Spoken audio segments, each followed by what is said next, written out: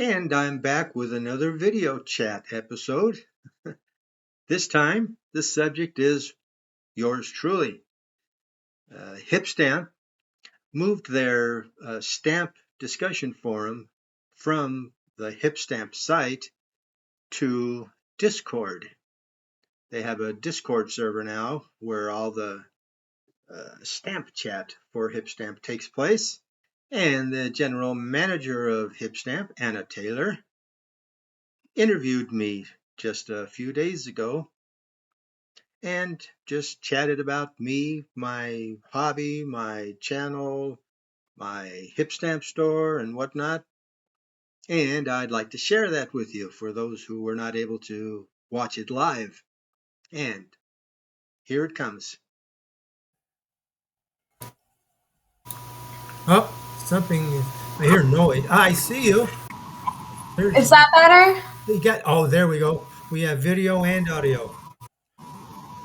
Oh, wonderful. I have no idea what happened there. I'm so sorry, guys. Thank you for bearing with us as we figured some technical difficulties out.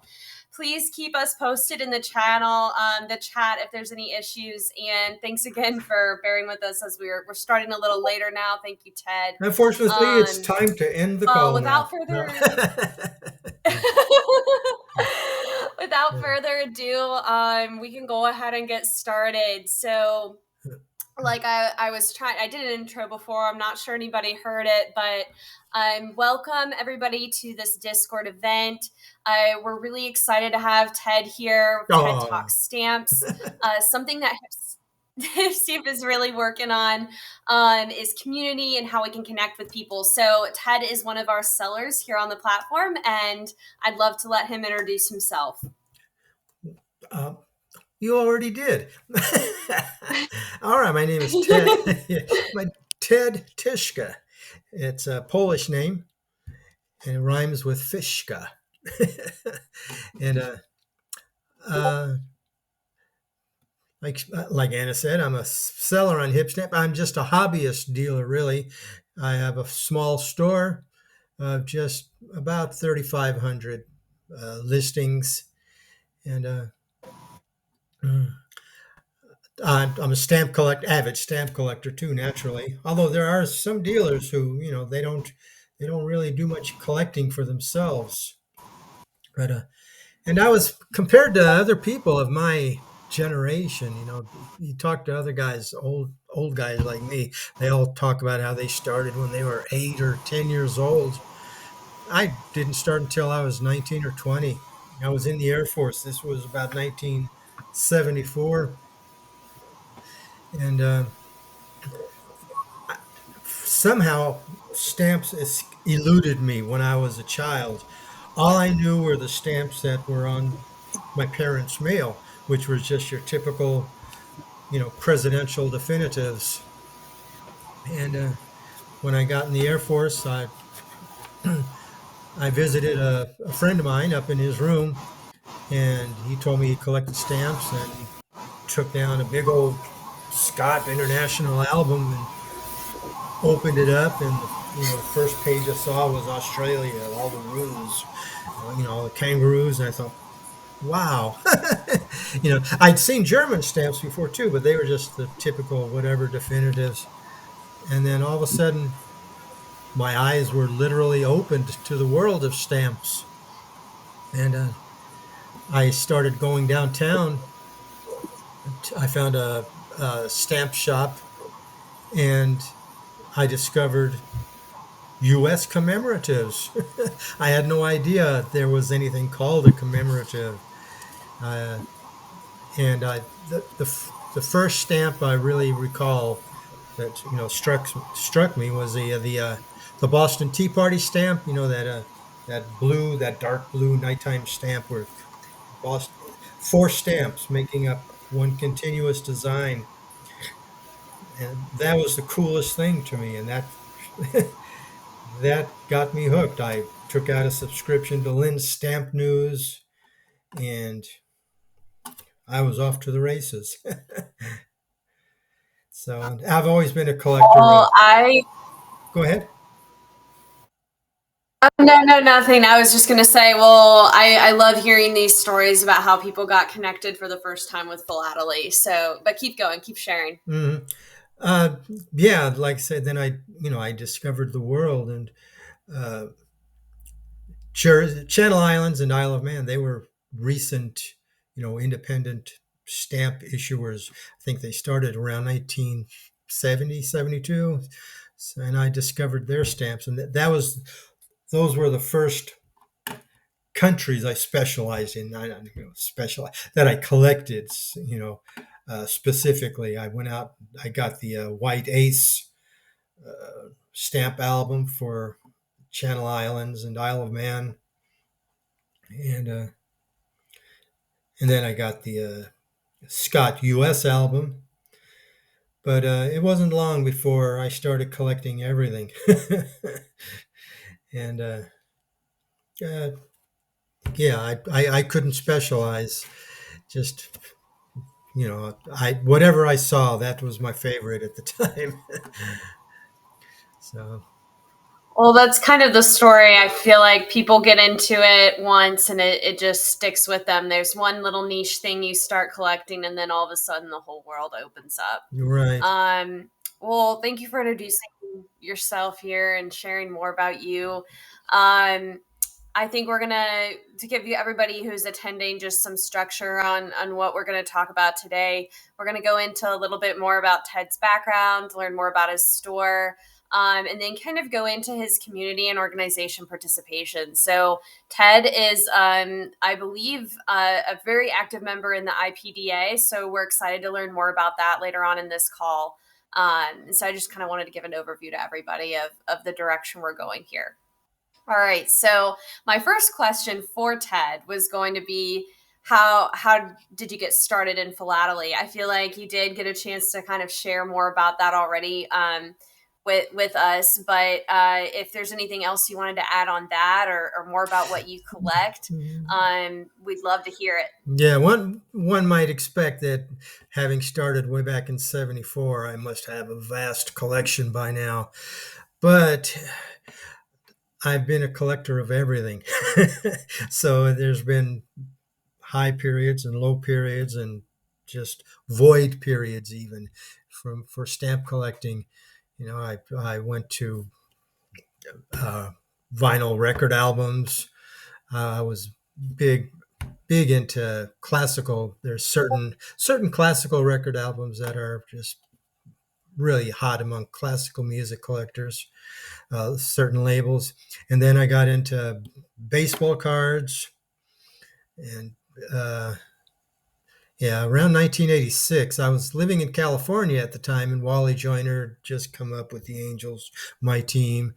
And of course, that was the year of Mark McGuire, Jose Canseco, and I didn't discover. I actually discovered baseball cards in 1982 when Fernando Valenzuela was pitching for the Dodgers, but I didn't really get into them until '86 when my team had the hot rookie or one of the hot rookies.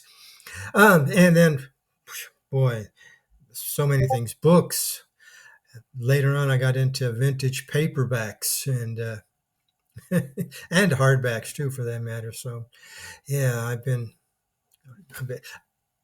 and just general antique old stuff. I used to love to just go out to all the antique malls I could find and look for stuff to for myself and for resale. I used to sell a lot on eBay, antique stuff. And so, like I said, stamps kind of came and went over the years, and it was actually when soon after Mark started not HipStamp, Stamp Wants with the inverted Jenny giveaway that that actually got me hooked for good. And I was mildly into it because of my ex-wife had been interested in stamps, and we collected U.S. stamps together. But when that ended, she got custody of the children, and like I said then, but I still kept up with the stamp hobby. I still subscribed to Lynn Stamp News, and there was another newspaper at the time called Global Stamp News. I was reading that one. And anyways, I saw the inverted Jenny giveaway. Uh-oh, your camera disappeared. Oh, and it says your mic is muted. Oh, now you're back. Yeah, I'm muting myself temporarily while you're talking. I got a Okay. message that I was giving feedback to you while, like, the audio was feedbacking. So I was just muting myself while you talked. Okay. Yeah, there is some noise, like static hissing noise. Where was I? Oh yeah, right. So yeah, I saw the giveaway, and that's the first I had heard of Stamp once, and I checked it out, and that started me actively buying stamps again. I thought it was so cool to see an online platform dedicated just to buying stamps. So that got me going. I think that was 2008. And well, that's when I opened my store, anyways, 2008. I think I was on it for a while before that because I didn't really have any stock to open a store yet. So I think it was around 2006 I discovered Stamp once and then opened a store in 2008. And it's been. Yeah. Sorry, continue. Oh, no, and it's just, I've been with it ever since, from Stamp once to BidStart, that bumpy period when Stanley Gibbons bought BidStart, and we were all bemoaning the fact that Stanley Gibbons just ruined the whole platform. And actually we were all hoping that Mark Oh no! would start a new platform, and well, he did, and we all jumped back in. So. Well, I actually saw some photos recently of that inverted Jenny giveaway. I still cannot believe that Mark did that. I know, that's crazy. That is a heck of a giveaway. Yeah. I've never even seen one in person. I I've haven't been to a either. number of stamp shows, but I've never seen anything at that level before. Mm-hmm. All right. Well, I'm just so glad to have you here. And, I've taken a few looks at your store before, and we can kind of dive into that direction. Would you want to share with everybody what your store's name is so that we can, find it if we're end up looking for it online? Well, it's easiest to look for it by my screen name, which is Youpiao, Youpiao. And if you wonder what makes that so easy, that's the Chinese word for stamp, by the way, because my wife is Chinese. I just. But my actual store name is T.A. Tishka Stamps. But you're never going to remember how to spell my name, Tyszka.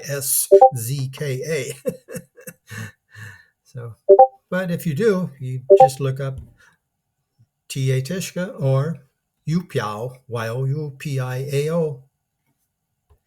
I can even put it down in the chat here.